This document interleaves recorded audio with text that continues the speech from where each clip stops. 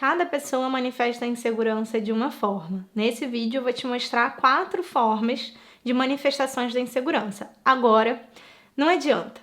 De uma forma ou de outra, por trás está a mesma situação. Você se sentir inseguro em relação a algo. Portanto, vamos ver essas 4 formas e no final eu quero te dar uma super dica de como lidar com isso.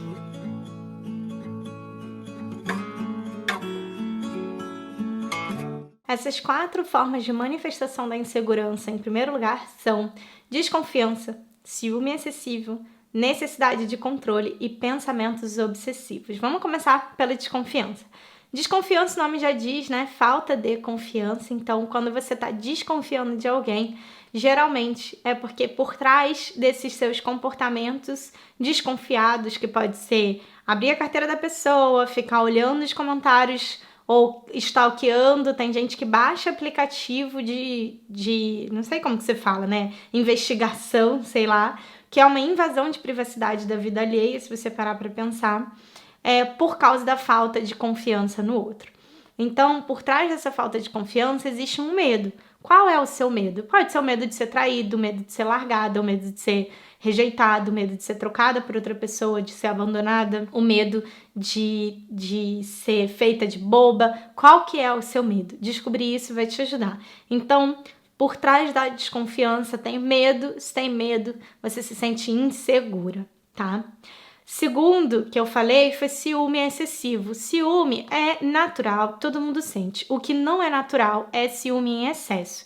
Então, quando você tá com muito ciúme, geralmente você tem comportamentos ciumentos excessivamente, né? Geralmente isso demonstra ou não para o outro, né? Mas isso fala sobre algum medo. Então, quando você tá ali, com quem você tá falando? Quem é fulana? Quem te ligou? Quem te mandou mensagem? Por que você não chegou mais cedo? Não necessariamente assim, mas literalmente pensando, mesmo que você não diga pro outro, mas pensando, com quem será que essa pessoa tá falando? Ou pensando assim, será que tem alguma mulher no trabalho dele, por exemplo? Será que tem alguém da nossa cidade? Coisas assim. Então, são comportamentos relacionados a ciúme. Muitas vezes, esse ciúme que você tem, esses comportamentos, também tá falando de algum medo.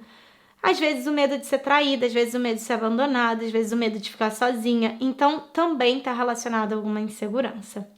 O terceiro, que é muito parecido com o segundo, porque na verdade eles andam muito juntos, é a necessidade de controle, que eu tinha falado antes, né? A necessidade de controle acontece muitas vezes quando a pessoa é desconfiada, quando a pessoa é muito ciumenta, quando a pessoa literalmente ela se sente insegura, né? Olha, eu não me sinto segura nessa situação, então eu tenho que controlar para então me sentir mais segura. E aí a pessoa começa a ter comportamentos controladores. Comportamentos controladores às vezes são super disfarçados, tá? Vale a pena dizer isso. Como, por exemplo, você não quer que eu te leve lá? Não, amor, não precisa. Mas é que eu vou no mercado, então eu já aproveito. E aí você fica levando a pessoa no trabalho ou em algum lugar que ela tem que ir, só para dar uma checada, dar uma olhadinha. Então, isso é uma necessidade de controle. Pode ser disfarçada de bem-querer, de cuidado, de se importar com o outro. Mas é mesmo.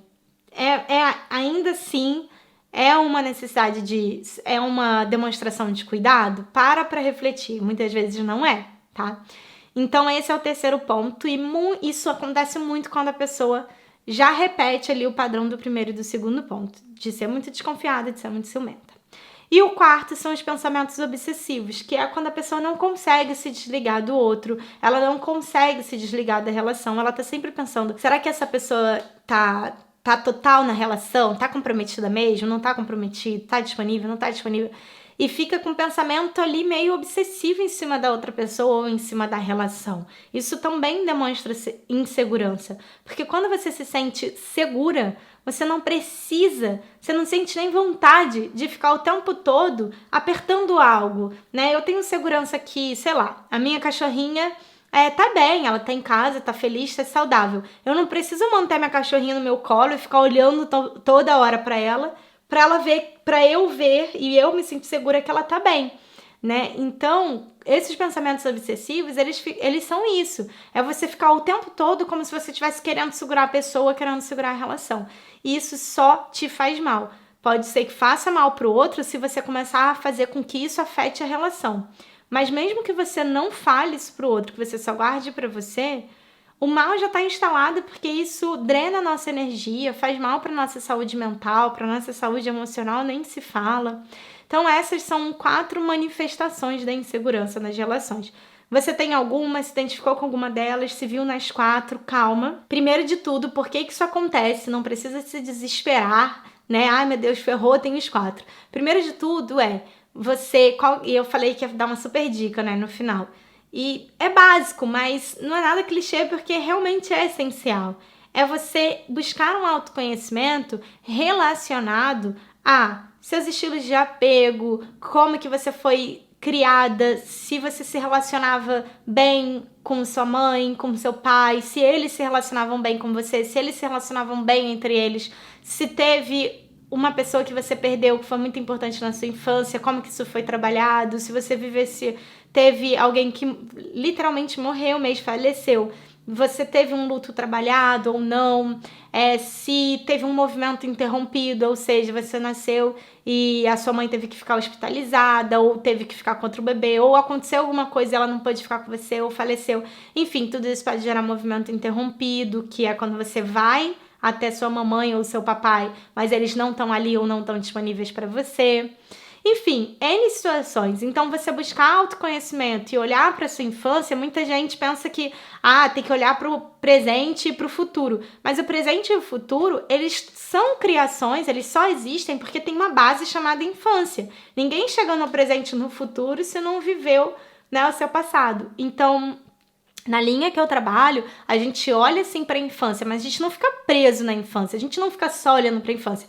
Olha para a infância e olha para o presente. Olha para a infância e olha para o presente. Para quê? Para co-criar um futuro melhor.